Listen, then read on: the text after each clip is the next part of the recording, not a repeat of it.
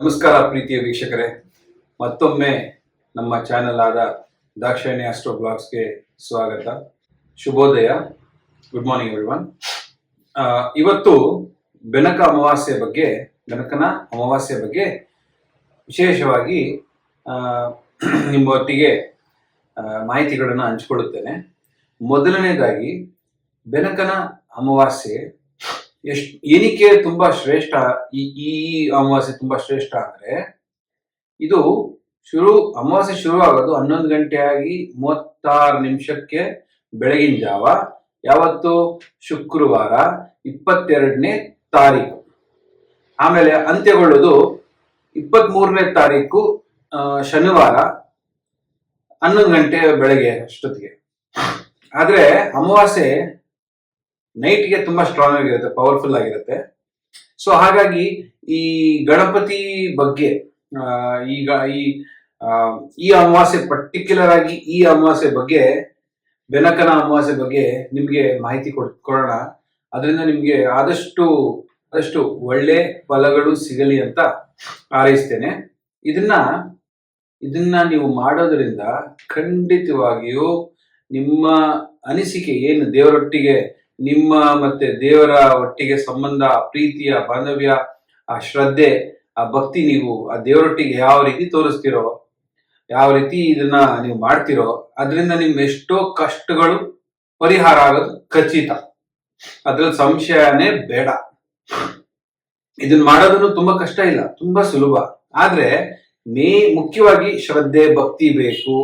ಆಮೇಲೆ ನಡೆಯಕ್ಕೂ ಒಂದು 3 ದಿನದ ಮುಂಚೆ, ಆಮೇಲೆ ಸಂಪೂರ್ಣ ಸಫಲತೆ ಆದ್ಮೇಲೆ, ಅಂದ್ರೆ ನೀವು ಸಿದ್ಧಿಸ್ಮೇಲೆ ಒಂದು 3 ದಿನದವರೆಗೂ ನಾನ್ ವೆಜ್, ಆಲ್ಕೋಹಾಲ್ ಅಂದ್ರೆ ಡ್ರಿಂಕ್ಸ್, ಮಧುಪಾನ ಅದೆಲ್ಲ ಮತ್ತೆ ಕೆಟ್ಟ ಅಭ್ಯಾಸ ಇರಬಾರ್ದು.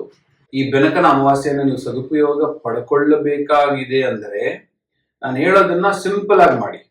ನೀವು ಒಂದು ವೇಳೆ ಬರೋ ಗಣಪತಿ ಹಬ್ಬದಿಂದ ಮಾಡ್ತೀನಿ ಅಂತ ಇಟ್ಕೊಳ್ಳಿ. ಫಾರ್ ಎಕ್ಸಾಂಪಲ್, ಗಣಪತಿ ಹಬ್ಬದ ಮುಂಚೆ ಅಟ್ಲೀಸ್ಟ್ ಮಿನಿಮಮ್ 3 ದಿನದಿಂದ ನಾನ್ ವೆಜ್, ಆಲ್ಕೋಹಾಲು ಎಲ್ಲ ಬ್ಯಾಡ್ ಹ್ಯಾಬಿಟ್ಸ್ ಸ್ಟಾಪ್ ಆಗಿರ್ಬೇಕು. ಆಮೇಲೆ ಸಿದ್ಧಿಸಿದ ಮೇಲೆ ಅದಾದ ನಂತರ ಮತ್ತೆ 3 ದಿನದವರೆಗೂ non veg, alcohol full stop. ಅದರೊಟ್ಟಿಗೆ ಯಾರಿಗೂ ಕೆಟ್ಟದಾಗಿ ಬೈಬಾರ್ದು, ಯಾರ ಬಗ್ಗೆನೂ ಕೆಟ್ಟದಾಗಿ ಆಲೋಚನೆ ಮಾಡಬಾರ್ದು, ಹೊಟ್ಟೆ ಕಿಚ್ಚು ಬೀಳಬಾರ್ದು, ಇನ್ನೊಬ್ಬರಿಗೆ ಅದು ಯಾವುದೇ ರೀತಿ ತೊಂದರೆ ಕೊಡಬಾರ್ದು. ಹೇಗಿರ್ಬೇಕು ಅಂದ್ರೆ ನ್ಯಾಯ, ಧರ್ಮ, ಸತ್ಯ ಅಂತ ನಡಿಬೇಕು. ಅದರೊಟ್ಟಿಗೆ ನಿಮ್ಮ ಕೆಲಸ ಆಯ್ತು, ನಿಮ್ಮ ದೇವರ ಹತ್ರ ಭಕ್ತಿ, ಅಷ್ಟಿದ್ದು ನಿಮ್ಮ ದಿನಚರಿ ಅದೇನು ಕೆಲ್ಸಕ್ಕೆ ಹೋಗ್ತಿರೋ, ಇಲ್ಲ ಬಿಸ್ನೆಸ್ ಮಾಡ್ತಿರೋ, ಇಲ್ಲ ಮನೇಲಿ ಇರೋರಂತವ್ರಾದ್ರೆ ಮನೇಲಿ ಇರ್ತಿರೋ, ಮನೆ ಕೆಲಸಗಳು ನೋಡ್ಕೊಂಡಿರ್ತಿರೋ, ಮಕ್ಕಳು ನೋಡ್ಕೊಂಡಿರ್ತಿರೋ, ಅದು ನೀವು ಧಾರಾಳವಾಗಿ ಮಾಡ್ಬೋದು. ಆದ್ರೆ ಇದು ಮಾತ್ರ, ಈ ಮಂತ್ರ ಡೆಫಿನೆಟ್ ಆಗಿ ವರ್ಕ್ ಆಗುತ್ತೆ. ನಾನು ಸಾಮಾನ್ಯವಾಗಿ ಈ ಮಂತ್ರನೆಲ್ಲ ಎಲ್ಲರಿಗೂ ಕೊಡೋದಿಲ್ಲ, ಯಾಕೆಂದ್ರೆ ಎಲ್ಲರೂ ಮಾಡ್ಲಿಕ್ಕೆ ಆಗೋದಿಲ್ಲ. ಆದ್ರೆ ಹಂಗಂತ ತುಂಬಾ ಕಷ್ಟ ಇದೆಯಾ? ಖಂಡಿತ ಇಲ್ಲ. ಆಯ್ತಾ? ಇದು ನಿಮ್ದು ಪದ್ಧತಿ ಇರಬೇಕು.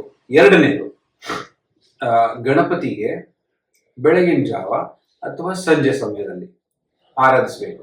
ಆದ್ರೆ ನೀವು ಯಾವಾಗ ಶುರು ಮಾಡ್ತೀರ ಆರಾಧನೆ ಮಾಡೋದಕ್ಕೆ, ಆ ಪರ್ಟಿಕ್ಯುಲರ್ ಟೈಮ್, ಅಂದ್ರೆ ನಾನು ಬೆಳಗ್ಗೆ 6ರಿಂದ 8 ಗಂಟೆವರೆಗೆ ಫ್ರೀ ಇರ್ತೀನಿ ಅಂತ ಇಟ್ಕೊಳ್ತೀನಿ. ನಾನೇ ಫಾರ್ ಎಕ್ಸಾಂಪಲ್, ನಾನು 6ರಿಂದ 8 ಗಂಟೆವರೆಗೂ ಫ್ರೀ ಇರ್ತೀನಿ ಬೆಳಗ್ಗೆ ಜಾವ ಅಂದ್ರೆ, 6ರಿಂದ 8 ಗಂಟೆ ಒಳಗೆ ನನ್ಗೆ ಆ ಧ್ಯಾನ, ಜಪ, ಆ ಪೂಜೆ ನಾನು ಶುರು ಮಾಡಿದ್ರೆ ಅದು ಪೂರ್ತಿ ಆಗೋವರೆಗೂ ಪ್ರತಿದಿನ ಅದೇ ಗಂಟೆನಲ್ಲಿ ನಾನು ಮಾಡ್ಬೇಕು. ಒಂದಿನ ಬೆಳಗ್ಗೆ, ಒಂದಿನ ಮಧ್ಯಾಹ್ನ, ಒಂದಿನ ಮಿಸ್ ಆಗೋದು ಅದೆಲ್ಲ ಮಾಡಬಾರ್ದು. ಒಂದಿನ ಮಿಸ್ ಆಯ್ತು ಅಂದ್ರೆ ಮತ್ತೆ ಇನ್ನೊಂದ್ಸರಿ ಸ್ಟಾರ್ಟ್ ಮಾಡ್ಬೇಕು ಹೊಸದಾಗಿ. ಅವಾಗ ಅದರ ಪ್ರತಿಫಲ ಡೆಫಿನೆಟ್ ಆಗಿ ನಿಮಗೆ ಸಿಗುತ್ತೆ. ಆಯ್ತಾ? ಮೂರನೇದು, ಗಣಪತಿಗೆ ಯಾವ ರೀತಿ ಪೂಜೆ ಮಾಡಬೇಕು ಅನ್ನೋದನ್ನ ಅರ್ಥ ಮಾಡ್ಕೊಳ್ಳಿ. ತುಂಬಾ ಸಿಂಪಲ್. ಆದ್ರೆ ಈ ಸಿಂಪ್ಲೆಸ್ಟ್ ಮೆಥಡ್ ಅಲ್ಲಿ ನೀವು ಪೂಜೆ ಮಾಡ್ಬೇಕಾದ್ರೆ ತಪ್ಪುಗಳು ಮಾಡಬಾರ್ದು. ಏನಪ್ಪಾ ಅಂದ್ರೆ, ಮೊದಲನೇದಾಗಿ ತುಳಸಿ ಹಾರ, ತುಳಸಿ ದಳ ಗಣಪತಿಗೆ ಉಪಯೋಗಿಸಬಾರ್ದು. ತುಳಸಿ ಹಾರನ ಗಣಪತಿಗೆ ಯಾವುದೇ ಕಾಲಕ್ಕೂ ಹಾಕಬಾರ್ದು. ತುಳಸಿ ದಳ ಗಣಪತಿಗೆ ಯಾವುದೇ ಕಾಲಕ್ಕೂ ಕಾಲ ಹತ್ರ ಇಡೋದು, ತಲೆ ಹತ್ರ ಇಡೋದು ಮಾಡಬಾರ್ದು. ತುಳಸಿ ಮಾಲೆಯಿಂದ ಕೂಡ ಜಪ ಮಾಡಬಾರ್ದು. ಗಣಪತಿ ಪೂಜೆ ಮಾಡ್ಬೇಕಾದ್ರೆ, ಗಣಪತಿ ಧ್ಯಾನ ಮಾಡ್ಬೇಕಾದ್ರೆ, ಆ ಗಣಪತಿ ಆಶೀರ್ವಾದ ಪಡಿಬೇಕಾದ್ರೆ ತುಳಸಿ ಖಂಡಿತವಾಗ್ಲೂ ಉಪಯೋಗಿಸಲೇಬಾರದು. ಎರಡನೇದು, ಗಣಪತಿಗೆ ಕೆಂಪು ಹೂವು ಅಂದ್ರೆ ತುಂಬಾ ಇಷ್ಟ. ಅದರಲ್ಲೂ ಕೆಂಪು ದಾಸವಾಳ ತುಂಬಾನೇ ಇಷ್ಟ. ನಾವು ಗಣೇಶನ ಹಬ್ಬದ ದಿನ ಗಣಪತಿ ಮತ್ತೆ ಗೌರಮ್ಮನ್ ತರೋದು ಸಹಜ. ಆದ್ರೆ ಗಣಪತಿ ಮನೆಗೆ ತಂದಾಗ ನಾವು ವಸ್ತ್ರ ಎಲ್ಲ ಹಾಕ್ತೀವಿ ಗಣಪತಿಗೆ, ಅಲ್ವೇ? ಸೊ ಶಲ್ಯ ಪಂಚೆ ಅಂತೆಲ್ಲ ಮಾಡ್ತೀವಿ. ಆ ಶಲ್ಯ ಅನ್ನೋದು, ಪಂಚೆ ಅನ್ನೋದು ಬಿಳಿ ಸಾಧಾರಣ ಎಲ್ಲರೂ ಉಪಯೋಗಿಸೋದು. ಆದ್ರೆ ಗಣಪತಿ ತುಂಬಾ ಇಷ್ಟ ಇರೋದು ಯಾವ್ದಪ್ಪ ಅಂದ್ರೆ ಕೆಂಪು ಬಟ್ಟೆಯಲ್ಲಿರುವ ಶಲ್ಯ, ಕೆಂಪು ಬಟ್ಟೆಯಲ್ಲಿರುವ ಪಂಚೆ. ಅದು ತುಂಬಾ ಇಷ್ಟ ಗಣಪತಿಗೆ. ಕೆಂಪು ಅಂದ್ರೆ ತುಂಬಾನೇ ಇಷ್ಟ. ಸೊ ಅದನ್ನ ಉಪಯೋಗಿಸ್ಬೇಕು. ಅದಾದ್ಮೇಲೆ ಆ ಕಡ್ಡಿ, ಕರ್ಪೂರ, ಅರ್ಶಿನ, ಕುಂಕುಮ, ಆ ಮತ್ತೆ ಕೇಸರಿ ತಿನ್ನಕ್ಕೆಲ್ಲ ಯೂಸ್ ಮಾಡ್ತೀವಲ್ಲ, ಕೇಸರಿ, ಕೇಸರ್ ಬಾದಾಮ್ ಅಂತೆಲ್ಲ ಹೇಳ್ತಾರಲ್ಲ. ಸೊ ಕೇಸರ್ ಜಾಮೂನ್, ಕೇಸರ್ ಬಾದಾಮ್, ಸ್ವಲ್ಪ ಕೇಸರ್ ಹಾಕಿರ್ತಾರಲ್ಲ, ಒರಿಜಿನಲ್ ಇದ್ರೆ ಸರಿ. ನೀವು ಗಣಪತಿಗೆ ತಿಲಕ ಇಡಬೇಕಾದ್ರೂ ಕೇಸರಿ ಉಪಯೋಗಿಸಬಹುದು. ಅದರೊಟ್ಟಿಗೆ ಗಂಧದ ಊದ್ಕಡ್ಡಿ ಅಥವಾ ಗಂಧ ತೇಯ್ದಿ ಗಂಧ ಇಟ್ಟರು ಒಳ್ಳೇದು. ಆಯ್ತಾ? ಇವಾಗ ನೆಕ್ಸ್ಟ್, ಯಾರು ಈ ಧ್ಯಾನ ಮಾಡ್ತೀರಿ, ಇಲ್ಲ ಯಾರು ಈ ಭಕ್ತಿ ಮಾಡಕ್ಕೆ ಸಿದ್ಧರಾಗಿದ್ದೀರಿ, ನಿಮ್ಮ ಕಷ್ಟ ಕಾರ್ಪಣ್ಯಗಳನ್ನು ದೂರ ಮಾಡ್ಕೊಳ್ಳಿಕ್ಕೆ ಇದು ಬಹು ಏನ್ ಹೇಳ್ತಾರೆ, ಒಳ್ಳೆ ಸಮಯ ಇದು. ಅಂದ್ರೆ ಚಿನ್ನದಂತ ಸಮಯ. ಯಾಕೆಂದ್ರೆ ಶುಕ್ರವಾರ ನಕ್ಷತ್ರ ಬಂದ್ಬಿಟ್ಟು ಆಶ್ಲೇಷ, 22ನೇ ತಾರೀಕು ಆಗಸ್ಟ್. ಶನಿವಾರ ಬಂದ್ಬಿಟ್ಟು ಮಕೆ ನಕ್ಷತ್ರ, 23ನೇ ತಾರೀಕು ಆಗಸ್ಟ್. ಆಶ್ಲೇಷ ನಕ್ಷತ್ರಾಧಿಪತಿ ಬುಧ. ನಾವು ಗಣಪತಿಗೆ ಮತ್ತೆ ವೆಂಕಟೇಶ್ವರನಿಗೆ ಆವತ್ತಿನ ದಿನ ಆರಾಧಿಸ್ತೀವಿ, ತುಂಬಾ ಅವ್ರಿಗೆ ಇಷ್ಟವಾದ ದಿನ ಅಂತ. ಹಾಗೆ ಮಕೆ ನಕ್ಷತ್ರಿಗೆ ಅಧಿಪತಿ ಕೇತು, ಕೇತು ಅಧಿಪತಿ ಗಣಪತಿ. ಸೊ ಇದು ತುಂಬಾನೇ ಪವರ್ಫುಲ್ ಆಗಿರೋದು ಒಂದು. ಎರಡನೇದು, ಅಮಾವಾಸ್ಯೆ ಶುರು ಆಗೋದು ಶುಕ್ರವಾರ, ಎಂಡ್ ಆಗೋದು ಅಂದ್ರೆ ಮುಗಿಯೋದು ಶನಿವಾರ. ಅದೆಷ್ಟು ಶಕ್ತಿಶಾಲಿ ಇದೆ ಅಂದ್ರೆ ಆ ಗಣಪತಿದು ಕಂಪ್ಲೀಟ್ ಅನುಗ್ರಹ ಇದೆ ಒಂದ್ ಕಡೆ. ಅನುಗ್ರಹ ಒಂದ್ ಕಡೆ ಇದ್ರೆ, ಹಾಗೇನೆ ಅಮಾವಾಸ್ಯೆ ಪ್ರಯುಕ್ತ ಗಣಪತಿ ಸ್ವಲ್ಪ ಕೋಪನೂ ಇದ್ದಾರೆ. ಯಾರ ಮೇಲೆ ಕೋಪ ಇದ್ದಾರೆ? ಮನುಷ್ಯರ ಮೇಲೆ ಕೋಪ ಅಲ್ಲ. ಆ ಮನುಷ್ಯ ಮೇಲೆ ಕೋಪ ಇದ್ರು ಯಾರ ಮೇಲೆ ಕೋಪ ಇದ್ದಾರೆ? ಯಾರಿಗೆ ಜನಗಳಿಗೆ ಮೋಸ ಮಾಡ್ತಾರೆ, ವಂಚನೆ ಮಾಡ್ತಾರೆ, ಏನೇನ್ ಕೆಟ್ಟದ್ದು ಯೋಚನೆ ಮಾಡ್ತಿರಲ್ಲ, ಮನುಷ್ಯ ಒಂದು ಮಾಡಿ ಇನ್ನೊಬ್ಬ ಮನುಷ್ಯನ್ ಮಾಡೋದು ಎಲ್ಲ ಮಾಡ್ತಾರೆ ಅಂತವ್ರಿಗೆ ಪಾಠ ಕಲಿಸ್ತಾರೆ. ಅದರೊಟ್ಟಿಗೆ ಬರೋ ತಿಂಗಳು ಚಂದ್ರಗ್ರಹಣ ಇದೆ. ಆ ಚಂದ್ರಗ್ರಹಣನ ಅದನ್ನ ಕಂಟ್ರೋಲ್ ಮಾಡ್ಲಿಕ್ಕೋಸ್ಕರ ಗಣಪತಿ ತುಂಬಾ ಜೋರಾಗಿ ಸ್ಟ್ರಾಂಗ್ ಆಗಿ ಈ ಅಮಾವಾಸ್ಯೆ ಮೂಲಕ ಕಾಲಿಡ್ತಾ ಇದ್ದಾರೆ ಭಾದ್ರಪದ ಮಾಸದಲ್ಲಿ. ಅದೇ ಸಮಯದಲ್ಲಿ ನಾವು ಮನುಷ್ಯರಾದವರು ದೇವರಲ್ಲಿ ಶ್ರದ್ಧೆ, ಭಕ್ತಿ ಮತ್ತೆ ವೈರಾಗ್ಯ ಭಾವನೆಯಿಂದ, ಏಕಾಗ್ರತೆಯಿಂದ, ಏಕಚಿತ್ತ ಮನೋಭಾವದಿಂದ ಆ ಮಹಾಗಣಪತಿಯನ್ನು ಧ್ಯಾನಿಸಿದ್ರೆ ಡೆಫಿನೆಟ್ ಆಗಿ ನಿಮಗೆ ರೆಸಲ್ಯೂಷನ್ ಸಿಗುತ್ತೆ. ಅದಕ್ಕೆ ನಾನು ಮೂಲ ಮಂತ್ರ ಕೊಡ್ತಾ ಇದ್ದೀನಿ. ಇದಕ್ಕೆ ನೀವು ಆರಾಮಾಗಿ ಮಾಡಬಹುದು. ಮುಖ್ಯವಾಗಿ ನೀವು ಇದನ್ನು ಮಾಡಬೇಕಾದ್ರೆ ಇವಾಗ ಪದ್ಧತಿ ಹೇಳ್ಕೊಂಡ್ ಬರ್ತೀನಿ, ಸರಿಯಾಗಿ ಗಮನ ಕೊಟ್ಟು ಕೇಳಿ. ಮೊದಲನೇದು, 21 ಗರಿಕೆ ಹೂವು ಸಿಕ್ಲಿಲ್ವಾ? ಕೆಂಪು ಹೂವು ಎಲ್ಲ ಸಿಕ್ಲಿಲ್ವಾ? ಹೂವು ತುಂಬಾ ಕಾಸ್ಟ್ಲಿ ಆಗಿದ್ಯಾ? ಇಲ್ಲ ಹೊರಗಡೆ ಹೋಗಕ್ಕಾಗಲ್ಲ, ಮಳೆ ಬರ್ತಾ ಇದೆ, ಹೂವು ಸಿಗ್ತಾ ಇಲ್ಲ. 21 ಗರಿಕೆ ಸಾಕು. 21 ಗರಿಕೆ ತಗೊಂಬಂದು ನಾನು ಈ ಮಂತ್ರ ಹೇಳ್ತೀನಲ್ಲ, 21 ಬಾರಿ ಇಟ್ಟು ಆಮೇಲೆ ಅದು ಕಂಟಿನ್ಯೂ ಮಾಡಿ. ಮಿಕ್ಕಿದ್ ನಾನು ಮುಂದೆ ಹೇಳ್ತಾ ಹೋಗ್ತೀನಿ, ಬರ್ಕೊಳ್ಳಿ. 21 ಗರಿಕೆ. ಎರಡನೇದು, ಕೈ ಕಾಲು ನೀವು ಸ್ನಾನ ಮಾಡಿರ್ತೀರಿ, ಏನಾದ್ರು ಹೊರಗಡೆ ಸಾಯಂಕಾಲ ಮಾಡೋರು, ಅಂದ್ರೆ ನಾನು ಕೆಲ್ಸಕ್ಕೆ ಹೋಗ್ಬೇಕಪ್ಪ, ನಾನು ಬೆಳಗ್ಗೆ ಮಾಡೋಕ್ಕಾಗಲ್ಲ, ನಾನು ಸಾಯಂಕಾಲ ಮಾಡ್ತೀನಿ ಅನ್ನೋರು ಹೊರಗಡೆಯಿಂದ ಬರ್ತಾರಲ್ವಾ, ಕೈ ಕಾಲು ತೊಳ್ಕೊಳ್ಳಿ. ಕೈ ಇಲ್ಲಿಂದ ಪೂರ್ತಿ ತೊಳಿಬೇಕು, 2 ಕೈನು. ಮೊಣಕಾಲಿಂದ 2 ಕಾಲು ತೊಳಿಬೇಕು. ಆಮೇಲೆ ಮುಖ ಕ್ಲೀನ್ ಆಗಿ ತೊಳ್ಕೊಂಡು ಒಳ್ಳೆ ಫ್ರೆಶ್ ಆಗಿರೋ ಬಟ್ಟೆ, ಅದು ಒಗ್ದಿ ಕ್ಲೀನ್ ಆಗಿರೋದು ಬಟ್ಟೆ ಹಾಕೊಂಡು ನೀವು ಜಪ ಮಾಡ್ಬೇಕಾದ್ರೆ ಮಣೆ ಮೇಲೆ ಕೂತ್ಕೋಬೇಕು. ಕೆಳಗೆ ಕೂತ್ಕೊಳ್ತೀನಿ ಅಂದ್ರೆ, ಅಥವಾ ಈ ತರ ರೆಡ್ ಕಲರ್ ಚಾಪೆ ಬರುತ್ತೆ, ಹೇಳಿ, ರೆಡ್ ಕಲರ್ ಚಾಪೆ ಬರುತ್ತೆ, ಮ್ಯಾಟ್ ಬರುತ್ತೆ.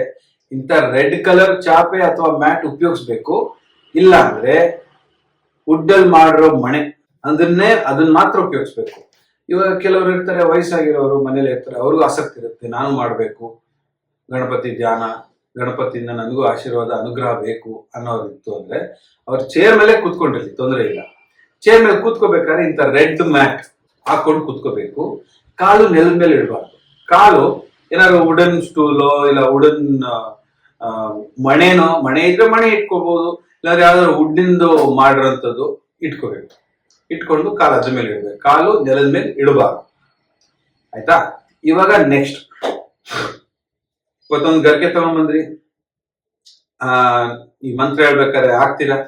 ಅದಕ್ಕೂ ಮುಂಚೆ ನೀವು ಊದ್ಕಡ್ಡಿ ತಗೊಂಡು ಒಂದೆರಡು ಊದ್ಕಡ್ಡಿ ಹಚ್ಚಿ ಅದ್ರ ಮುಂಚೆ ಅರ್ಶಿನ ಕುಂಕುಮ ಎಲ್ಲ ಇಡ್ತೀರಲ್ಲ, ಅದೆಲ್ಲ ನಾರ್ಮಲ್ ಸಹಜ. ವಸ್ತ್ರ ಇದೆ, ಕೆಂಪು ವಸ್ತ್ರ. ಅದಾದ ನಂತರ ಕೂತ್ಕೊಳ್ತೀವಿ. ಹೆಂಗ್ ಕೂತ್ಕೋಬೇಕು, ಯಾವ ರೀತಿ ಕೂತ್ಕೋಬೇಕು ಅಂದ್ರೆ, ನಾವು ಕೂತ್ಕೊಳ್ಳೋದು ಪೂರ್ವಾಭಿಮುಖ ಇರಬೇಕು. ದಕ್ಷಿಣ, ಉತ್ತರ, ಪಶ್ಚಿಮ ಇರಕೂಡುದು. ನಾವು ಕೂತ್ಕೊಳ್ಳೋದು, ನಾನು ಇವಾಗ ಹಿಂಗ್ ಕೂತ್ಕೊಂಡಿದ್ದೀನಿ, ನನ್ ಮುಂದೆ ಪೂರ್ವ ಇರಬೇಕು, ನನ್ ಮುಂದೆ ಉತ್ತರನೂ ಇರಬಾರ್ದು, ದಕ್ಷಿಣ ಪಶ್ಚಿಮ ಇರಕೂಡುದು.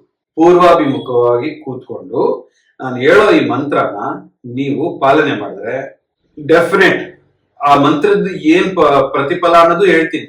ನಿಮ್ಗೆ ಯಾವ್ದು ಬೇಕಾದ್ ಸೆಲೆಕ್ಟ್ ಮಾಡ್ಕೊಂಡು ನೀವು ಧಾರಾಳವಾಗಿ ಧ್ಯಾನ ಮಾಡ್ಬೋದು. ಮೊದಲನೇದಾಗಿ ಶಕ್ತಿ ಗಣಪತಿ ಮಂತ್ರ. ಈ ಮಂತ್ರನ ಯಾರು ಮಾಡ್ಬೇಕು ಅಂದ್ರೆ, ಆರೋಗ್ಯ, ಆಕ್ಚುಲಿ ಮಕ್ಕಳು ಮತ್ತೆ ವಯಸ್ಸು ಹುಡುಗರು ಅಂಥವ್ರಿಗೆ ಆರೋಗ್ಯದಲ್ಲಿ ಸಮಸ್ಯೆ, ತುಂಬಾ ವೀಕು, ಇಮ್ಯುನಿಟಿ ಸಿಸ್ಟಮ್ ಇಲ್ಲ, ಓಡಾಡೋದಿಲ್ಲ, ಆಟ ಆಡೋದಿಲ್ಲ, ಒಂದೇ ಕಡೆ ಕೂತಿದ್ದ ಜಾಗದಲ್ಲಿ ಕೂತ್ಕೊಂಡೇ ಇರ್ತಾರೆ, ಸರಿಯಾಗಿ ಓದೋದು ಬುದ್ಧಿ ತಲೆಗೆ ಹತ್ತಾ ಇಲ್ಲ, ಓದೋದು ವಿದ್ಯೆ ಹತ್ತಾ ಇಲ್ಲ, ಅಂಥವರೆಲ್ಲ ಏನ್ ಮಾಡ್ಬೇಕು, ಈ ಶಕ್ತಿ ಗಣಪತಿ ಮಂತ್ರನ ಹೇಳ್ಬೇಕು. ಇದು 4 ಅಕ್ಷರದ ಮಂತ್ರ. ಇದನ್ನ ಈ ರೀತಿ ಬರುತ್ತೆ. ನಾನು ಫಸ್ಟ್ ಹೇಳ್ಬಿಡ್ತೀನಿ, ಆಮೇಲೆ ನಾನು ಮಿಕ್ಕಿದ್ದು ಹೇಳ್ತೀನಿ. ಅದು ಓಂ ರೀಂ ಗ್ರೀಂ ರೀಂ. ನಾನು ಇನ್ನೊಂದ್ಸರಿ ಹೇಳ್ತೀನಿ ಕೇಳಿ. ಓಂ ರೀಂ, ಈ ರೀ ಅಂತ ಬಂದಾಗ ಅದು ಟಂಗ್ ಟ್ವಿಸ್ಟ್ ಆಗ್ಬೇಕು ನೋಡಿ, ಹಿಂಗ್ ಬರ್ತದ ಅಂತ. ರೀಂ ಗ್ರೀಂ ರೀಂ. ಓಂ ರೀಂ ಗ್ರೀಂ ರೀಂ. ಓಂ ರೀಂ ಗ್ರೀಂ ರೀಂ. ಈ ತರ ಮಂತ್ರ ಉಚ್ಚಾರಣೆ ಮಾಡಬೇಕು ಪೂರ್ವಾಭಿಮುಖ ಕೂತ್ಕೊಂಡು. ಆಮೇಲೆ ಈ ಮಂತ್ರನ ಓಡಾಡ್ತಾ ಹೇಳೋಂಗಿಲ್ಲ, ಇನ್ನೇನೋ ಮಾಡ್ತಾ ಕೆಲಸ ಮಾಡ್ತಾ ಹೇಳೋಂಗಿಲ್ಲ, ಶ್ರದ್ಧೆಯಿಂದ ಕೂತ್ಕೊಂಡು ಹೇಳ್ಬೇಕು. ಈ ಮಂತ್ರನ 4 ಲಕ್ಷ ಬಾರಿ ಜಪಿಸ್ಬೇಕು. ಇವಾಗ ಸಾಮಾನ್ಯವಾಗಿ ಮನುಷ್ಯರಿಗೆ ಯಾರಾದ್ರೂ 4 ಲಕ್ಷ ಒಂದೇ ದಿನದಲ್ಲಿ ಮುಗಿಸೋಕ್ಕಾಗತ್ತಾ? ಇಲ್ಲ ಒಂದೇ ಸ್ಟ್ರೆಚ್ ಅಲ್ಲಿ ಕೂತ್ಕೊಂಡು ಮಾಡ್ಲಿಕ್ಕಾಗತ್ತಾ? ಕಷ್ಟ ಇದೆ ಅಲ್ವಾ? ಅದಕ್ಕೇನ್ ಮಾಡ್ಬೇಕು, ಇವಾಗ ನೀವು 4 ಲಕ್ಷನ ನಾನು ಪ್ರತಿದಿನ, ಫಾರ್ ಎಕ್ಸಾಂಪಲ್ ನಾನು ಇದನ್ನ ಮಾಡ್ಬೇಕು ಅಂದ್ರೆ ಪ್ರತಿದಿನ ನಾನೊಂದು 108 ಇಲ್ಲ 501 ಇಲ್ಲ 51 ಸರಿನೋ ಜಪ ಮಾಡ್ತೀನಿ ಅಂತ ನಾನು ಸಂಕಲ್ಪ ಮಾಡ್ಕೊಳ್ತೀನಿ. ಅವಾಗ ನಾನೇನ್ ಮಾಡ್ತೀನಿ, ಅದನ್ನ ಕ್ಯಾಲ್ಕುಲೇಟ್ ಮಾಡ್ತೀನಿ. 4 ಲಕ್ಷ ಆಗೋದಕ್ಕೆ ಎಷ್ಟು ದಿನ ಬೇಕು ಆ ಜಪ ಮಾಡೋದಕ್ಕೆ. ಅದರಿಂದ ಅದನ್ನ ಕ್ಯಾಲ್ಕುಲೇಟ್ ಮಾಡ್ಕೊಂಡು ಅದ್ ಯಾವ ರೀತಿ ನಾನು ಕೌಂಟ್ ಮಾಡ್ತೀನಿ, ಹೆಂಗೆ ನಾನು ಕೌಂಟ್ ಇಟ್ಕೊಳ್ತೀನಿ ಅನ್ನೋದು ನಾನು ಪ್ಲಾನ್ ಮಾಡ್ಕೋಬೇಕು. ಅದಕ್ಕೆ ತುಳಸಿ ಮಣಿ ಖಂಡಿತವಾಗ್ಲೂ ಉಪಯೋಗಿಸಬಾರ್ದು. ಆಗ್ಲೇ ಹೇಳಿದ್ನಲ್ಲ, ತುಳಸಿ ನೋನೋ, ಕಂಪ್ಲೀಟ್ ನೋನೋ. ಈ ತರ ಜಪ ಕೌಂಟರ್ ಅಂತ ಹೇಳ್ತಾರೆ. ಈ ತರ ಇವಾಗ ಫಾರ್ ಎಕ್ಸಾಂಪಲ್ ಆ ಮಂತ್ರ ನಾನು ಹೇಳ್ತೀನಿ. ಓಂ ರೀಂ ಗ್ರೀಂ ರೀಂ 1, ಓಂ ರೀಂ ಗ್ರೀಂ ರೀಂ 2. ಈ ತರ ಕೌಂಟ್ ಮಾಡ್ಕೊಂಡು ಅದನ್ನ ಕೌಂಟ್ ಇಟ್ಕೊಂಡು ಪ್ರತಿದಿನ ಎಲ್ಲ ಒಂದ್ ಕಡೆ ಬರ್ಕೊಂಡು, ಓಕೆ ಇವತ್ತು ಮಾಡಿದೆ ಇಷ್ಟೆಷ್ಟ ಅಂದ್ರೆ ಎಷ್ಟಾಯ್ತು ಅನ್ನೋದು ನಿಮ್ಗೆ ಅರ್ಥ ಆಗುತ್ತೆ, ಗೊತ್ತಿರ್ಬೇಕು ನಿಮ್ಗೆ. ಮಧ್ಯದಲ್ಲಿ ಕಟ್ ಆಯ್ತು ಯಾವುದೇ ಕಾರಣಕ್ಕೂ, ಅವಾಗ ನೀವು ಮತ್ತೆ ಇನ್ನೊಂದ್ಸರಿ ಫ್ರೆಶ್ ಆಗಿ ಮಾಡ್ಬೇಕಾಗುತ್ತೆ. ಆದ್ರೆ ಇದು ಮಾಡೋದ್ರಿಂದ ಯಾವ ಮಕ್ಕಳು ಆಟದಲ್ಲಿ ಅಂದ್ರೆ ಸ್ಪೋರ್ಟ್ಸ್ ಅಲ್ಲಿ ಹೆಸರು ಮಾಡ್ಬೇಕು, ಇನ್ನೂ ಇಂಪ್ರೂವ್ ಆಗ್ಬೇಕು, ಇಮ್ಯುನಿಟಿ ಸಿಸ್ಟಮ್ ಹೆಚ್ಚಿಗೆ ಆಗ್ಬೇಕು, ಶಕ್ತಿವಂತರಾಗಬೇಕು, ಆಕ್ಟಿವ್ ಆಗಿರ್ಬೇಕು ಅಂತ ಯಾರು ಇರ್ತೀರಾ ನಿಮ್ ಮನ್ಸಲ್ಲಿ, ಇಲ್ಲ ನಿಮ್ಮ ಮಕ್ಕಳಿಗೆ ಯಾರ ಹತ್ರ ಇರ್ಬೇಕು ಅಂತ ಅನ್ಸುತ್ತೋ ಅವರು ನಿಮ್ ಮಕ್ಕಳಿಗೆ ಇದನ್ನ ಹೇಳ್ಕೊಡ್ಬೇಕು. ಮಕ್ಕಳು ಹತ್ರ ಅದನ್ನ ಹೇಳ್ಬೇಕು. ಗಣಪತಿಗೆ ಮಕ್ಕಳು ಅಂದ್ರೆ ತುಂಬಾ ಇಷ್ಟ. ಅದರಲ್ಲೂ ಗಣಪತಿಗೆ ಶ್ರದ್ಧೆಯಿಂದ, ಅಂದ್ರೆ ಹೆಂಗೆ ಶ್ರದ್ಧೆ ಅಂದ್ರೆ, ನಾವು ಹೆಂಗ್ ಉಸಿರಾಡ್ತೀವಲ್ವಾ, ನಮ್ ಉಸಿರಿಲ್ಲ ಅಂದ್ರೆ ನಾವು ಬದುಕಿರೋಕೆ ಆಗಲ್ಲ. ಎಷ್ಟು ಇಂಪಾರ್ಟೆನ್ಸ್ ಆ ಉಸಿರು ಕೊಡ್ತೀವಲ್ವಾ, ಅದೇ ಇಂಪಾರ್ಟೆನ್ಸ್ ಆ ಗಣಪತಿ ಕೊಡ್ಬೇಕು. ನೋಡಪ್ಪ ಗಣೇಶ, ನೀನೆ ಈ ಸಮಸ್ಯೆಯಿಂದ ಬಾರ್ ಮಾಡೋದು, ಇಲ್ಲ ನನ್ ಉದ್ಧಾರ ಮಾಡೋದು, ಇಲ್ಲ ನನಗೆ ಆಶೀರ್ವಾದ ಮಾಡಬೇಕಾದ್ರೆ ನೀನೇನೆ, ಎಲ್ಲ ಸಕಲ ಸಂಕಷ್ಟ ನಿವಾರಣೆ ಮಾಡೋನು ನೀನೇನೆ ಅಂತ ಅಷ್ಟು ಸಮರ್ಪಣೆಯಿಂದ ಇದು ಮಾಡ್ಬೇಕಾದ್ರೆ ಎಲ್ಲೂ ಆ ಕಡೆ ಈ ಕಡೆ ಜ್ಞಾನ ಹೋಗ್ದಿರಾ ಕೂತ್ಕೊಂಡು ಶ್ರದ್ಧೆಯಿಂದ ಈ 4 ಅಕ್ಷರದ ಮಂತ್ರ ಓಂ ರೀಂ ಗ್ರೀಂ ರೀಂ ಮಾಡಿದ್ರೆ 4 ಲಕ್ಷ ಜಪ ಕಂಪ್ಲೀಟ್ ಆಗೋಷ್ಟೊತ್ತಿಗೆ ನಿಮ್ಮ ಎಷ್ಟೋ ಕೆಲಸ ಕಾರ್ಯಗಳು, ಮತ್ತೆ ನೀವು ಅನ್ಕೊಂಡಿರೋದು, ಇವಾಗ ಹೇಳಿದ್ನಲ್ಲ ಶಕ್ತಿ ಗಣಪತಿ ಮಂತ್ರ ಅಂತ, ಆ ಶಕ್ತಿ, ಆ ಚೈತನ್ಯ, ಆ ಗಣಪತಿ ಡೆಫಿನೆಟ್ ಆಗಿ ಪ್ರದರ್ಶಿಸ್ತಾರೆ.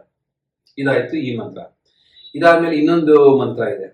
ಈ ಮಂತ್ರ ಏನಕ್ಕೆ ಅಂದ್ರೆ ಆರ್ಥಿಕ ಸಮಸ್ಯೆ ಇರುತ್ತೆ, ಎಷ್ಟೊಂದು ಕಷ್ಟಗಳಿರುತ್ತೆ ಮನೆಯಲ್ಲಿ. ಅಂದ್ರೆ ಸಾಮಾನ್ಯವಾಗಿ ಕೆಲವರಿಗೆ ಕಷ್ಟಗಳಿರುತ್ತೆ, ಟೆನ್ಷನ್ ಇರುತ್ತೆ, ಕೆಲ್ಸಗಳು ಆಗ್ತಿರಲ್ಲ, ಅವ್ರ ಹತ್ರ ಬಯಸ್ಕೊಳ್ತಾ ಇರ್ತಾರೆ, ಅವ್ರು ಎಷ್ಟೇ ಎಫರ್ಟ್ ಹಾಕಿದ್ರು ಕೆಲಸ ಆಗಲ್ಲ, ಮನೆಯಲ್ಲೂ ಅದೇ ಟೆನ್ಷನ್ ಇಲ್ಲಿ ತಂದ್ಬಿಟ್ಟು ಫುಲ್ಲು ಡಿಸ್ಟರ್ಬ್ ಆಗಿರ್ತಾರೆ. ಅಂಥವ್ರು ಏನ್ ಮಾಡ್ಬೇಕು, ಅವರಿಗೆ 6 ಅಕ್ಷರದ ಮಂತ್ರ 6 ಲಕ್ಷ ಸರಿ ಹೇಳ್ಬೇಕು. ಅದು ಹೆಂಗ್ ಬರುತ್ತೆ ಅಂದ್ರೆ ವಕ್ರತುಂಡಾಯ ಹುಂ, ಅಷ್ಟೇ, ಜಾಸ್ತಿ ಇಲ್ಲ. ವಕ್ರತುಂಡಾಯ ಹುಂ ಅದನ್ನ ಹೇಳ್ಬೇಕಾದ್ರೆ ನೋಡಿ, ವಕ್ರತುಂಡಾಯ ಹುಂ, ವಕ್ರತುಂಡಾಯ ಹುಂ. ಇದು ಹೇಳ್ಬೇಕಾದ್ರೆ ನಿಮ್ ಬ್ರೀದಿಂಗ್ ನ ಕಾನ್ಸಂಟ್ರೇಟ್ ಮಾಡಿ. ಹೇಳ್ಬೇಕಾದ್ರೆ ವಕ್ರತುಂಡಾಯ ಹುಂ, ಉಸಿರು ಆಚೆ ಹೋಗುತ್ತೆ, ಆಮೇಲೆ ಡೀಪ್ ಬ್ರೀತ್, ವಕ್ರತುಂಡಾಯ ಹುಂ. ಅಥವಾ ನೀವು ಹೇಳ್ತಾ ಬನ್ನಿ, ಅದ್ರ ಪ್ರಭಾವ ನೋಡಿ ಹೆಂಗಿರುತ್ತೆ. ಅದು 6 ಲಕ್ಷ ಸರಿ ಹೇಳ್ಬೇಕು. 3ನೇದು, ಇದು ಮಕ್ಕಳು, ಪರ್ಟಿಕ್ಯುಲರ್ ಆಗಿ ಇದು ಮಕ್ಕಳಿಗೋಸ್ಕರ ಇರೋದು, ಆಯ್ತಾ. ಮಕ್ಕಳೇ ಮಾಡ್ಬೇಕಂತೇನಿಲ್ಲ, ದೊಡ್ಡವರು ಮಾಡ್ಬೋದು. ಮಕ್ಕಳು ಮಾಡಿದ್ರೆ ತುಂಬಾನೇ ಜಲ್ದಿ ಎಫೆಕ್ಟಿವ್ ಆಗಿರುತ್ತೆ. ಯಾಕಂದ್ರೆ ಗಣಪತಿಗೆ ಮಕ್ಕಳು ಅಂದ್ರೆ ತುಂಬಾ ಇಷ್ಟ. ಅದು ಹೆಂಗಿರುತ್ತೆ ಅಂದ್ರೆ ಅವರಿಗೆ ವಿದ್ಯೆ, ಬುದ್ಧಿ, ಒಳ್ಳೆಯವರ ಸಹವಾಸ, ಆಮೇಲೆ ದುಶ್ಚಟಗಳಿಂದ ದೂರ, ಒಳ್ಳೆ ವಿದ್ಯಾಭ್ಯಾಸ ಮಾಡೋದಕ್ಕೆಲ್ಲ ಸಹಾಯ ಮಾಡುತ್ತೆ. ಒಳ್ಳೆ ವಿದ್ಯಾಭ್ಯಾಸ ಹೆಂಗೆ ಅಂದ್ರೆ, ಇವಾಗ ಒಂದು 4 ಬುಕ್ ಇರುತ್ತೆ, ಅದರಲ್ಲಿ 2 ಬುಕ್ ಒಳ್ಳೇದು ಇರುತ್ತೆ, 2 ಬುಕ್ ಕೆಟ್ಟದ್ದು ಇರುತ್ತೆ. ಬೈ ಚಾನ್ಸ್ ಆ ಹುಡುಗಿ ಯಾರೋ ಮಕ್ಕಳು ಆ ಕೆಟ್ಟ ಪುಸ್ತಕ, ಅದ್ರಲ್ಲಿ ಏನು ಪ್ರಯೋಜನ ಇರಲ್ಲ, ಅನಾವಶ್ಯಕವಾಗಿ ಟೈಮ್ ವೇಸ್ಟ್ ಮಾಡೋವಂಥದ್ದು, ತಲೆ ಬಿಸಿ ಮಾಡೋವಂಥದ್ದು ಪುಸ್ತಕನ ಓದ್ತಾ ಇದ್ರೆ, ಇದು ನನಗೆ ಇಂಟ್ರೆಸ್ಟ್ ಇಲ್ಲಪ್ಪ, ನನಗೆ ಬೇಕಾಗಿಲ್ಲ ಅಂತ, ಅದು ಆಟೋಮೆಟಿಕ್ ಆ ದೇವರ ಚೈತನ್ಯ ಕೊಡ್ತಾನೆ, ಇದು ಬೇಕಾಗಿಲ್ಲ, ಇದು ಸರಿಗಿಲ್ಲ, ಇದು ನಾನು ಅದಕ್ಕೆ ಒಳ್ಳೇದಕ್ಕೆ ನೋಡ್ಕೊಂಡು ಹೋಗ್ತೀನಿ ಅಂತ ಕೆಟ್ಟದನ್ನ ಬಿಟ್ಟು ಒಳ್ಳೆ ಕಡೆ ಹೋಗ್ತಾರೆ. ಆ ಮಂತ್ರ ಹೆಂಗಿರುತ್ತೆ ಅಂದ್ರೆ ಮೇ ಡೋಲಕಾಯ ಸ್ವಾಹ, ಮೇ ಡೋಲಕಾಯ ಸ್ವಾಹ, ಮೇ ಡೋಲಕಾಯ ಸ್ವಾಹ. ಅಷ್ಟು ಸಿಂಪಲ್ ಆಗಿ ಇದು 6 ಲಕ್ಷ ಸರಿ ಹೇಳ್ಬೇಕು. ಇನ್ನೊಂದು, ಎಲ್ಲಾ ತರ ಕಷ್ಟಗಳು ಮನೆಗಳಲ್ಲಿ, ಕೆಲವ್ರ ಮನೆಗಳಲ್ಲಿ ನಾನು ನೋಡಿದ್ದೀನಿ, ಯಾರೊಬ್ರು ಆರೋಗ್ಯ ಸಮಸ್ಯೆ ಇರುತ್ತೆ, ಸ್ವಲ್ಪ ತೀರಾ ವಯಸ್ಸು ಆಗಿರಲ್ಲ, ತೀರಾ ಯಂಗ್ಸ್ಟರು ಅಲ್ಲ, ಅಂದ್ರೆ ಒಂದು ಮಕ್ಕಳಿಗೆ ತಂದೆ ತಾಯಿ ಇರೋ ಅಂತವ್ರು ಒಂದು 50-60 ವರ್ಷದಲ್ಲಿ ಆರೋಗ್ಯ ಸಮಸ್ಯೆ ಆಗಿರುತ್ತೆ. ಅದರೊಟ್ಟಿಗೆ ಆರ್ಥಿಕ ಸಮಸ್ಯೆ ಇರುತ್ತೆ, ಅದರೊಟ್ಟಿಗೆ ಮಕ್ಕಳು ಸ್ಕೂಲಲ್ಲಿ ಸರಿಯಾಗಿ ಓದೋದಿಲ್ಲ, ಅದರೊಟ್ಟಿಗೆ ಬಾಡೆ ಕಟ್ಟು, ಅದು ಇದು ಟೆನ್ಷನು, ಸಿಕ್ಕಾಪಟ್ಟೆ ಟೆನ್ಷನ್ಗಳಿರುತ್ತೆ, ಸಿಕ್ಕಾಪಟ್ಟೆ ಪ್ರಾಬ್ಲಮ್ಗಳಿರುತ್ತೆ. ಆ ಸಕಲ ಪ್ರಾಬ್ಲಮ್ನು ರೆಸೊಲ್ಯೂಷನ್ಗೆ ಅಂದ್ರೆ ಈ ಮಂತ್ರನ ಹೇಳ್ಬೇಕು. ಅದು ಎಷ್ಟು ಸರಿ? 8 ಲಕ್ಷ ಸರಿ. ಇದು 8 ಅಕ್ಷರ ಮಂತ್ರ. ಸೊ 8 ಲಕ್ಷ ಸರಿ ಹೇಳ್ಬೇಕು. ಇದು ಹೆಂಗ್ ಬರುತ್ತೆ ಅಂದ್ರೆ ಓಂ ಗಂ ಗಣಪತಯೇ ನಮಃ. ಸಾಕಷ್ಟು ಜನಗಳು ಗೊತ್ತಿದೆ, ಆದ್ರೆ ಮಾಡೋದಿಲ್ಲ. ಈ ಮಂತ್ರನ ಪ್ರತಿ ದಿನ 8 ಲಕ್ಷ ಮೀರಿ ಮತ್ತೆ ಮಾಡ್ತಾ ಇರೋನು ತುಂಬಾ ಒಳ್ಳೇದು. ಯಾಕೆಂದ್ರೆ ಅದು ಪ್ರತಿಫಲ ಕೊಡ್ತಾ ಇರುತ್ತೆ. 8 ಲಕ್ಷ ಅಂದ್ರೆ ಅದೊಂದು ಕೌಂಟ್, ಅದಕ್ಕೊಂದು ಪ್ರತಿಫಲ, ಅದೊಂದು ನೀವು ಕರೆಕ್ಟ್ ಆಗಿ ನ್ಯಾಯವಾಗಿ ಧರ್ಮವಾಗಿದ್ದು, ಇನ್ನೊಬ್ಬರಿಗೆ ತೊಂದರೆ ಕೊಡ್ದಿರಾ, ಇನ್ನೊಬ್ರ ಬಗ್ಗೆ ತೊಂದರೆ ಮಾಡೋದಕ್ಕೆ ಯೋಚನೆ ಮಾಡ್ತೀರಾ, ಇನ್ನೊಬ್ರ ಬಗ್ಗೆ ಕೆಟ್ಟದಾಗಿ ಯೋಚನೆ ಮಾಡ್ತೀರಾ, ಇನ್ನೊಬ್ಬರ ಕೆಲಸಕ್ಕೆ ಅಡಚಣೆ ಮಾಡ್ತೀರಾ, ಇನ್ನೊಬ್ರಿಗೆ ತೊಂದರೆ ಆಗೋದಕ್ಕೆ ಪಿತೂರಿ ಮಾಡ್ತೀರಾ, ಈ ತರ ಎಲ್ಲ ಇದು ಸತ್ಯ ಧರ್ಮವಾಗಿ ನಿಷ್ಠೆಯಿಂದ ಒಳ್ಳೆ ಮನಸ್ಸಿಂದ ನಿಮ್ಮ ಪಾಡ್ ನೀವು ಕೆಲಸ ಮಾಡ್ಕೊಂಡು ಎಲ್ಲರೊಟ್ಟಿಗೆ ಚೆನ್ನಾಗಿ ಇತ್ತು ಅಂದ್ರೆ, ಈ ಮಂತ್ರ ಹೇಳಿದ್ದೇ ಆದ್ರೆ, 8 ಲಕ್ಷ ಸರಿ ಹೇಳಿದ್ದೇ ಆದ್ರೆ ಸಿದ್ಧಿಸುತ್ತೆ. ಅದು ಮಾತ್ರ ಡೆಫಿನೆಟ್. ಅದರೊಟ್ಟಿಗೆ ನಿಮ್ಗೆ ಸಕಲ ಕಷ್ಟಗಳನ್ನು, ಸಕಲ ಅಡಚಣೆ, ಸಕಲ ಸಂಕಟ, ಏನೇನ್ ಪ್ರಾಬ್ಲಮ್ ಇರುತ್ತೋ, ಏನೇನ್ ಬಾಧೆ ಇರುತ್ತೋ ಎಲ್ಲ ಕ್ಲಿಯರ್ ಆಗುತ್ತೆ. ಆಮೇಲೆ ಉಚ್ಚೈಶ್ವ ಗಣಪತಿ ನಾವಣ ಮಂತ್ರ, ಇದನ್ನ ಹೇಳ್ತೀನಿ. ಈ ಮಂತ್ರ ಹೇಳೋದ್ರಿಂದ ಇದು ಅಮಾವಾಸ್ಯೆ.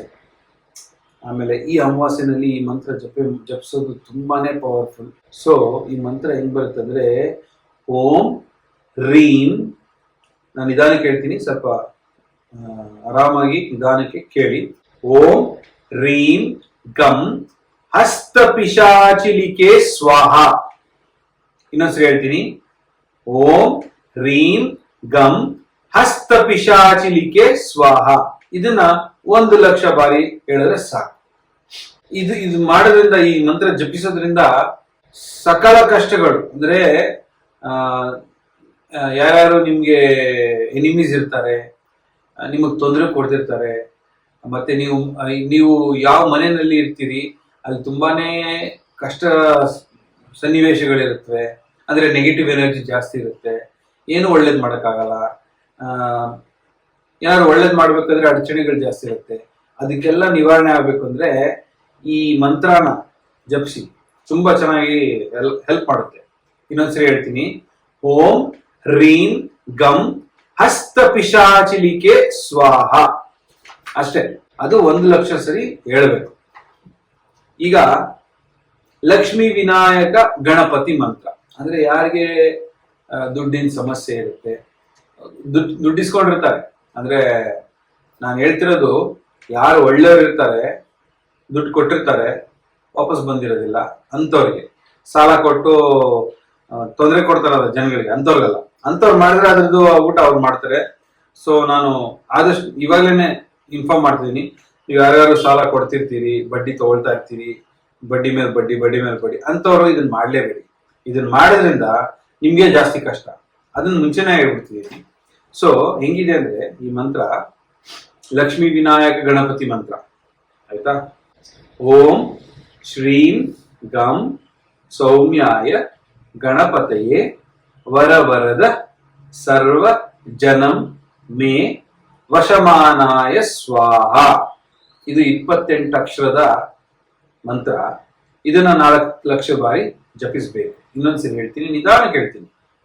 ಓಂ ಶ್ರೀಂ ಗಂ ಸೌಮ್ಯಾಯ ಗಣಪತಯೇ ವರವರದ ಸರ್ವ ಜನಂ ಮೇ ವಶಮಾನಾಯ ಸ್ವಾಹ. ಇವಾಗ ಹರಿದ್ರ ಗಣೇಶ ಮಂತ್ರ ನಿಮ್ಮೊಟ್ಟಿಗೆ ಹಂಚ್ಕೊಳ್ತೀನಿ. ಈ ಹರಿದ್ರ ಗಣೇಶ ಮಂತ್ರ ಜಪಿಸೋದ್ರಿಂದ, ಅದರಲ್ಲೂ ಗಣಪತಿ ಹಬ್ಬ ಬರ್ತಾ ಇದೆ. ಗಣಪತಿ ತರೋದಕ್ಕೂ ಮುಂಚೆ, ಫಾರ್ ಎಕ್ಸಾಂಪಲ್ ನಾಳೆ ಗಣಪತಿ ತಗೊಂಡ್ಬರ್ತಿದೀವಿ ಅಂದ್ರೆ 1-2 ದಿನದ ಮುಂಚೆ, ಅಂದ್ರೆ ಭಾನುವಾರ ತಗೊಂಡ್ಬರ್ತಿದೀವಿ ಅಂದ್ರೆ ಶುಕ್ರವಾರನೇ ಸ್ಟಾರ್ಟ್ ಮಾಡ್ಬೇಕು. ಹಿಂಗೆ ಏನಕ್ಕೋಸ್ಕರ ಸ್ಟಾರ್ಟ್ ಮಾಡ್ಬೇಕು? ಇದನ್ನ ಜಪಿಸೋದ್ರಿಂದ, ಈ ಮಂತ್ರ ಸಿದ್ಧಿ ಆಗೋದ್ರಿಂದ, ಫಾರ್ ಎಕ್ಸಾಂಪಲ್ ತಂದೆ ತಾಯಿಗಳು ಮಾಡ್ತಾರೆ ಅಂತ ಇಟ್ಕೊಳ್ಳೋಣ, ಅವ್ರಿಗೆ ಮಕ್ಳು ಇರ್ತಾರೆ, ಇಲ್ಲ ಒಂದು ಮಗು ಇರುತ್ತೆ. ಆ ಮಗುಗೆ ಆರೋಗ್ಯ ಸರಿಯಾಗಿರೋದಿಲ್ಲ, ಆ ಮಗುಗೆ ತುಂಬಾನೇ ಆರೋಗ್ಯದಲ್ಲಿ ಕಷ್ಟ ಇರುತ್ತೆ, ತುಂಬಾ ಸೋಂಬೇರಿ, ತುಂಬಾ ದಡ್ಡತನ, ತುಂಬಾನೇ ತೀಟೆ ತುಂಟ, ಮತ್ತೆ ಯಾರ ಮಾತು ಕೇಳೋದಿಲ್ಲ, ತುಂಬಾ ಕೋಪ, ಸರಿಯಾಗಿ ಊಟ ಮಾಡೋದಿಲ್ಲ, ಹಠ ಮಾಡೋದು, ಇದೆಲ್ಲ ಇರುತ್ತಲ್ಲ. ಅಂತ ತಂದೆ ತಾಯಿಗಳು ಪರ್ಟಿಕ್ಯುಲರ್ ಅವ್ರು ಮಾಡ್ಲೇಬೇಕು. ಅವ್ರು ಮಾಡಿದ್ರೆ ಡೆಫಿನೆಟ್ ಆಗಿ ಅವ್ರದ್ದು ಪ್ರಾಬ್ಲಮ್ ಸಾಲ್ವ್ ಆಗುತ್ತೆ, ಈ ಮಂತ್ರ ಸಿದ್ಧಿಸಿದ ತಕ್ಷಣ, ಆಯ್ತಾ? ಸೊ ಅದ್ ಹೆಂಗ್ ಬರುತ್ತೆ ಅಂದ್ರೆ, ಓಂ ಹುಂ ಗಂ ಗ್ಲೌಂ ಹರಿದ್ರಾ ಗಣಪತಯೇ ವರವರದ ಸರ್ವ ಜನ ಹೃದಯಂ ಸ್ತಂಭಯ ಸ್ವಾಹ. ಇನ್ನೊಂದ್ಸರಿ ಹೇಳ್ತೀನಿ ಕೇಳಿ. ಓಂ ಹುಂ ಗಂ ಗ್ಲೌಂ ಹರಿದ್ರಾ ಗಣಪತಯೇ ವರವರದ ಸರ್ವಜನ ಹೃದಯಂ ಸ್ತಂಭಯ ಸ್ವಾಹ. ಇದು 32 ಅಕ್ಷರದ ಮಂತ್ರ.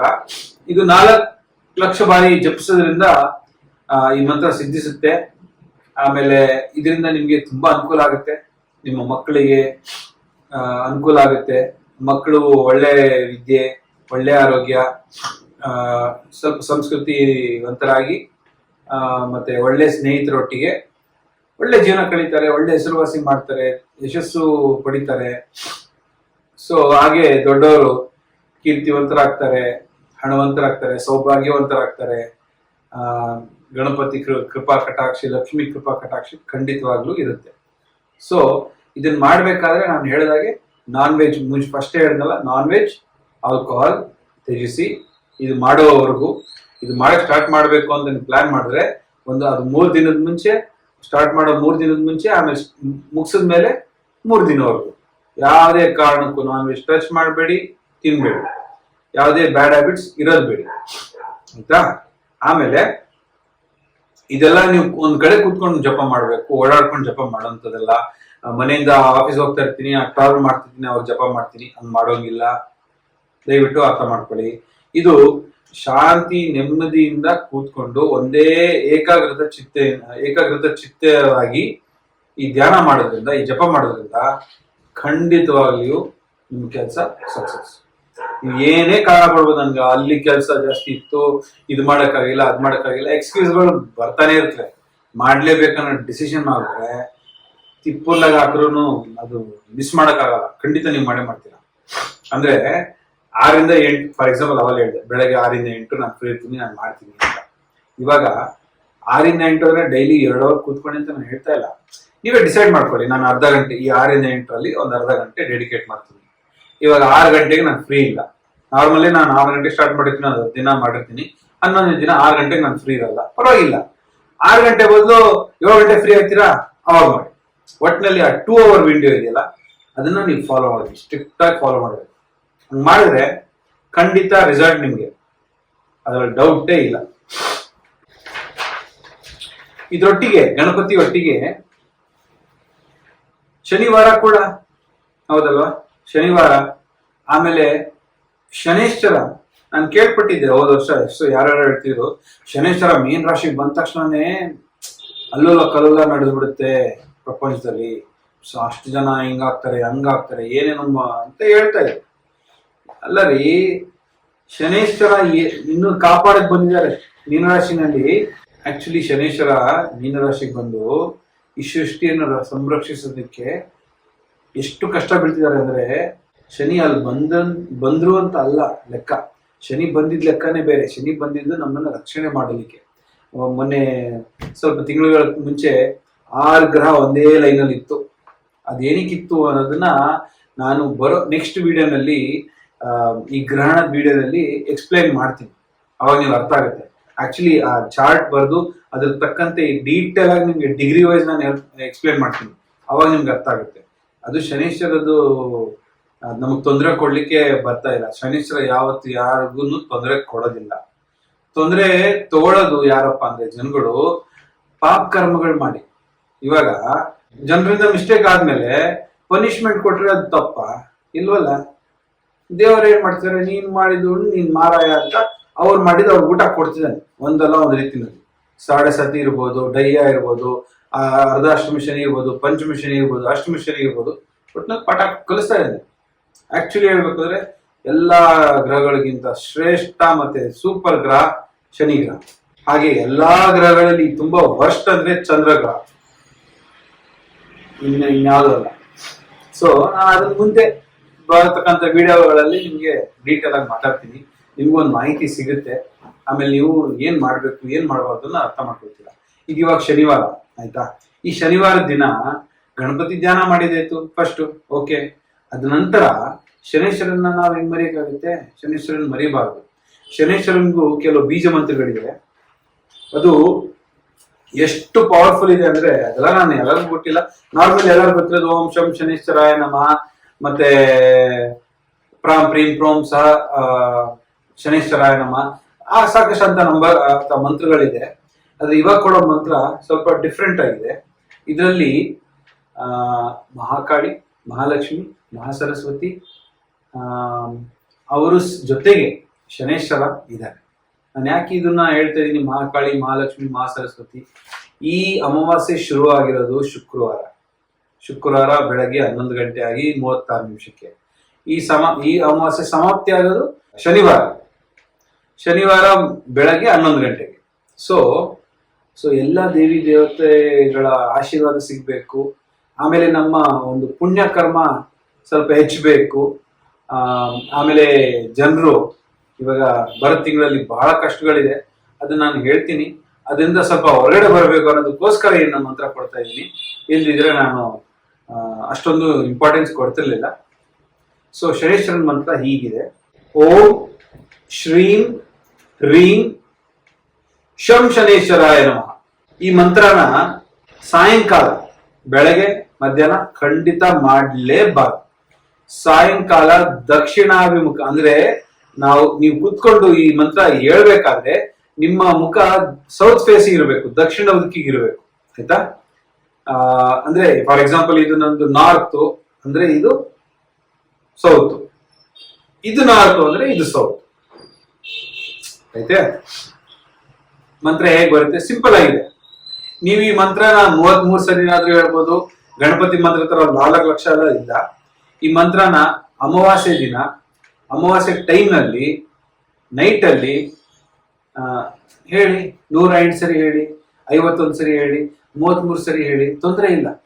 ಇದನ್ನ ಹೇಳ್ತಾ ಇರ್ಬೇಕಾದ್ರೆ ಪ್ರತಿದಿನ ಸಾಯಂಕಾಲ ಹೇಳಬೇಕು. ಅಟ್ಲೀಸ್ಟ್ ಒಂದು 1008 ಕೌಂಟ್ ಅಂತ ಇಟ್ಕೊಳ್ಳಿ. 1000 ಕೌಂಟ್ ಅಂದ್ರೆ ಅಂದ್ರೂ 1008 ಕೌಂಟ್ ಅಂತ ಇಟ್ಕೊಳ್ಳಿ. ಆಯ್ತಾ? ದಿನಕ್ಕೆ 108 ಕೌಂಟ್ ಮಾಡಿದ್ರೆ 10 ದಿನದಲ್ಲಿ ಮುಗಿದೋಗುತ್ತೆ. ಅದೇನು ಜಾಸ್ತಿ ಹೊತ್ತಿರಲ್ಲ, ಹಿಡಿಯಲ್ಲ. ಮಂತ್ರ ತುಂಬಾ ಸುಲಭವಾಗಿದೆ. ಆದ್ರೆ ಅದ್ ಹೆಂಗೆ ಅಂದ್ರೆ ಶಬ್ದದ ಮೇಲೆ. ಓಂ ಅಂದ್ರೆ, ಇವಾಗ ಹೇಳ್ತೀನಿ ನೋಡಿ, ಓಂ ಅಂದ್ರೆ ಎಲ್ಲಾ ದೇವರನ್ನು ನಾವು ವೆಲ್ಕಮ್ ಮಾಡ್ತಾ ಇದ್ದೀವಿ. ಶ್ರೀಂ ಅಂದ್ರೆ ಮಹಾಲಕ್ಷ್ಮಿಯನ್ನು ನಾವು ಆಹ್ವಾನ ಮಾಡ್ತಾ ಇದ್ದೀವಿ. ಹ್ರೀಂ ಅಂದ್ರೆ ಮಹಾಮಾಯೆಯನ್ನು ಆಹ್ವಾನ ಮಾಡ್ತಾ ಇದ್ದೀವಿ. ಶಂ ಅಂದ್ರೆ ಶನೇಶ್ವರನನ್ನು ಆಹ್ವಾನ ಮಾಡ್ತಾ ಇದ್ದೀವಿ. ಆಮೇಲೆ ಶನೇಶ್ವರಾಯ ನಮಃ. ಓಂ ಶ್ರೀಂ ಹ್ರೀಂ ಶಂ ಶನೇಶ್ವರಾಯ ನಮಃ. ಓಂ ಶ್ರೀಂ ಹ್ರೀಂ ಶಂ ಶನೇಶ್ವರಾಯ ನಮಃ. ಇನ್ನೊಂದು ಮಂತ್ರ ಇದೆ, ಶಂ ಹ್ರೀಂ ಶಂ ಶನೇಶ್ವರಾಯ ನಮಃ. ಇದನ್ನ ನಾವು ಜಪ ಮಾಡಿದ್ರೆ ನಮ್ಮ ಈಗೋ ಅಂದ್ರೆ ನಮ್ಮ, ಫಾರ್ ಎಕ್ಸಾಂಪಲ್ ಎಲ್ಲರಿಗೂ ನಾನತ್ವ ಇದ್ದೇ ಇದೆ. ಯಾರಾದ್ರೂ ನನಗೆ ನಾನತ್ವ ಇಲ್ಲ ಅಂದ್ರೆ ನಂಬೋದೇ ಇಲ್ಲ. ಕೆಲವ್ರು ತೋರ್ಸ್ಕೊಳ್ತಾರೆ, ಕೆಲವ್ರು ತೋರ್ಸ್ಕೊಳಲ್ಲ ಅಷ್ಟೇ. ಆದ್ರೆ ಎಲ್ಲರಿಗೂ ನಾನತ್ವ ಇದ್ದೇ ಇದೆ. ಅಂತ ನಾನತ್ವ ಇರ್ಬೇಕು, ಸ್ವಲ್ಪ ತಕ್ಕಮಷ್ಟು ಇರ್ಬೇಕು. ಆದ್ರೆ ಅತಿ ವಿನಯ ಮತ್ತೆ ಅತಿಯಾಗಿ ನಾನತ್ವ, ಅತಿಯಾಗಿ ಕ್ರೋಧ, ಇದೆಲ್ಲ ಅತಿ ಆಯ್ತು ಅಂದ್ರೆ ಸ್ವಲ್ಪ ಜೀವನ ಮಾಡಕ್ ಕಷ್ಟ ಆಗ್ಬಿಡುತ್ತೆ. ಸೊ ಅಂತ ಈಗೋ ಬರಬಾರ್ದು ಅಂದ್ರೆ ಅಮಾವಾಸ್ಯೆ ಟೈಮ್ ನಲ್ಲಿ ಸಾಯಂಕಾಲ ಒಂದು ಸೂರ್ಯ ಮುಳುಗಿದ ಮೇಲೆ ಒಂದು 7-8 ಗಂಟೆ ದಕ್ಷಿಣಾಭಿಮುಖ ಕೂತ್ಕೊಂಡು ಇದನ್ನ ಜಪ ಮಾಡಿ. ಹಿಂಗಿದೆ ಅಂದ್ರೆ ಶಂ ಹ್ರೀಂ ಶಂ ಶನೇಶ್ವರಾಯ ನಮಃ. ಇಲ್ಲಾಂದ್ರೆ ಓಂ ಶ್ರೀಂ ಹ್ರೀಂ ಶಂ ಶನೇಶ್ವರಾಯ ನಮಃ. ಆಗ್ಲಿ ಕೊಟ್ನಲ್ಲ ನಾನು ಅದು. ಅದರೊಟ್ಟಿಗೆ ಓಂ ಐಂ ಶ್ರೀಂ ಹ್ರೀಂ ಶನೇಶ್ವರಾಯ ನಮಃ. ಇನ್ನೊಂದ್ಸರಿ ಹೇಳ್ತೀನಿ, ಓಂ ಐಂ ಶ್ರೀಂ ಹ್ರೀಂ ಶನೇಶ್ವರಾಯ ನಮಃ. ಈಗ ನಿಮ್ಗೆ ಸಾಡೆ ನಡೀತಾ ಇರ್ಬೋದು, ಇಲ್ಲ ಡಯ್ಯ, ಅರ್ಧಾಷ್ಟಮ ಶನಿ, ಅಷ್ಟಮ ಶನಿ, ಪಂಚಮ ಶನಿ, ಯಾವ್ದಾದ್ರು ನಡೀತಾ ಇರ್ಬೋದು. ನಿಮ್ಗೆ ದುಡ್ಡಿನ ಅಡಚಣೆ ತುಂಬಾ ಇದೆ. ಇವಾಗ ಫಾರ್ ಎಕ್ಸಾಂಪಲ್ ನಿಮ್ಗೆ ಯಾವ್ದೋ ಬರೋ ದುಡ್ಡು ಬಂದಿಲ್ಲ, ನಿಮ್ ದುಡ್ಡೇ ನಿಮ್ ಸಂಬಳ ಟೈಮ್ ಸರಿಯಾಗಿ ಬರ್ತಾ ಇಲ್ಲ, ಇಲ್ಲ ನೀವು ಬಿಸ್ನೆಸ್ ಅಲ್ಲಿ ಇದ್ರೆ ಲಾಸ್ ಆಗ್ತಾ ಇದೆ, ಇಲ್ಲ ನೀವು ಮಾಮೂಲಿ ನಿಮ್ ದುಡ್ಡು ಅನ್ನೆಸೆಸರಿ ವೇಸ್ಟ್ ಆಗ್ತಾ ಇದೆ. ಅದನ್ನ ಸ್ಟಾಪ್ ಮಾಡಬೇಕು. ಶನೇಶ್ವರ ಅದನ್ನ ಕಂಟ್ರೋಲ್ ಮಾಡಬೇಕು, ನಿಧಾನ ಮಾಡಬೇಕು.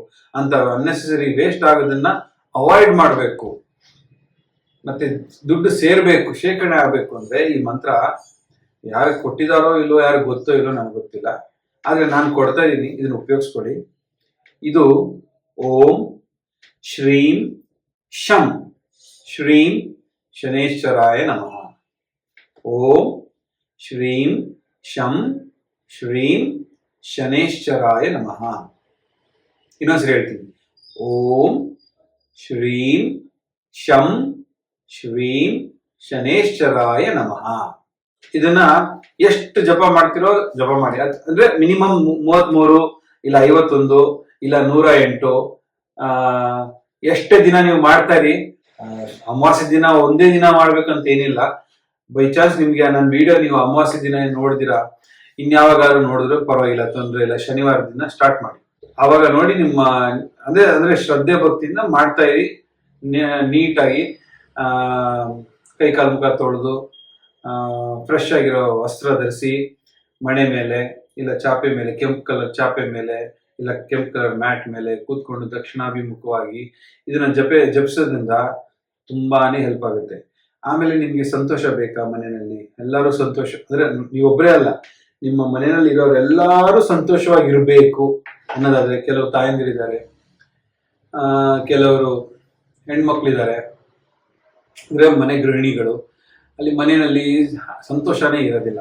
ಅಂದ್ರೆ ಹೆಂಗೆ ಹೇಳ್ಬೇಕು ಅಂದ್ರೆ ಬೇಜಾನ್ ರೀತಿನಲ್ಲಿ ಸಂತೋಷನ ಅನ್ನೋದೇ ಇರೋದಿಲ್ಲ. ಒಬ್ರು ಹಿಂಗೋದ್ರೆ ಉತ್ತರಕ್ಕೆ ಹೋದ್ರೆ ಇನ್ನೊಬ್ರು ದಕ್ಷಿಣಕ್ಕೆ ಹೋಗ್ತಾರೆ, ಇನ್ನೊಬ್ರು ಪೂರ್ವಕ್ಕೆ ಹೋದ್ರೆ ಇನ್ನೊಬ್ರು ಪಶ್ಚಿಮಕ್ಕೆ ಹೋಗ್ತಾರೆ, ಹಂಗಿರುತ್ತೆ.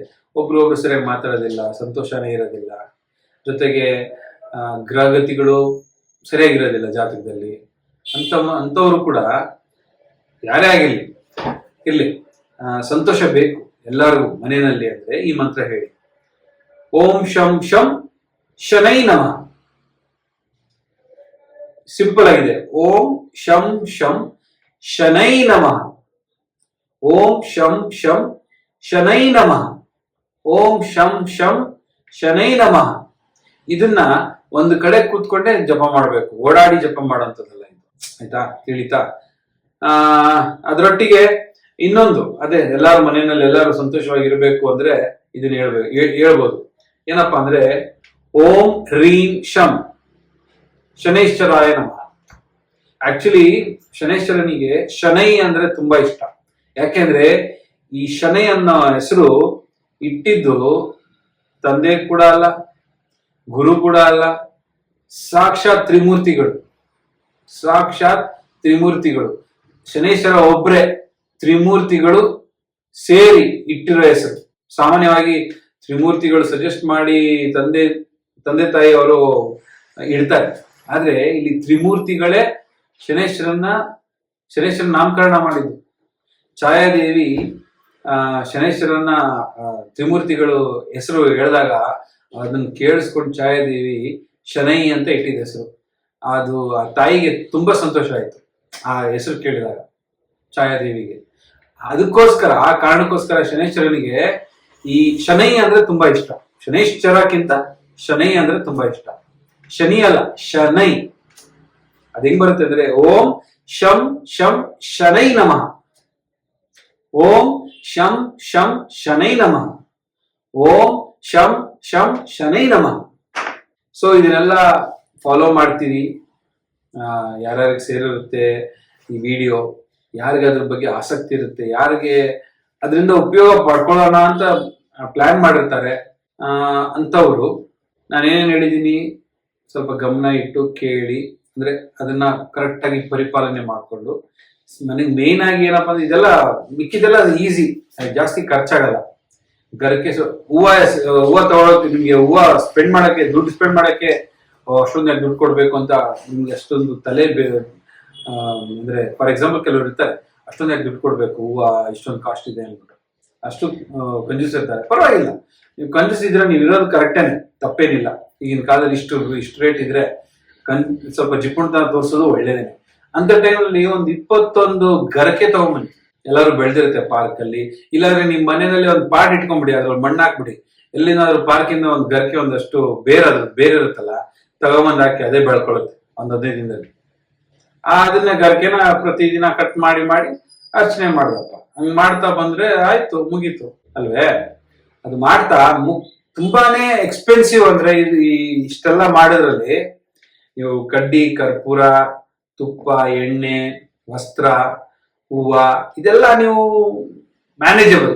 ಅದು ಎಕ್ಸ್ಪೆನ್ಸಿವ್ ಅಲ್ವೇ ಅಲ್ಲ ನನ್ನ ಪ್ರಕಾರ. ತುಂಬಾನೇ ಎಕ್ಸ್ಪೆನ್ಸಿವ್ ಅಂದ್ರೆ ಏನ್ ಹೇಳಿ, ತುಂಬಾನೇ ಎಕ್ಸ್ಪೆನ್ಸಿವ್ ಇರೋದಂದ್ರೆ ನಿಮ್ಮ ಸಮರ್ಪಣೆ, ನಿಮ್ಮ ವೈರಾಗ್ಯ ಭಾವನೆಯಿಂದ ದೇವರಲ್ಲಿ ಸಮರ್ಪಿತರಾಗಿ ಶ್ರದ್ಧೆಯಿಂದ ದೇವರೊಟ್ಟಿಗೆ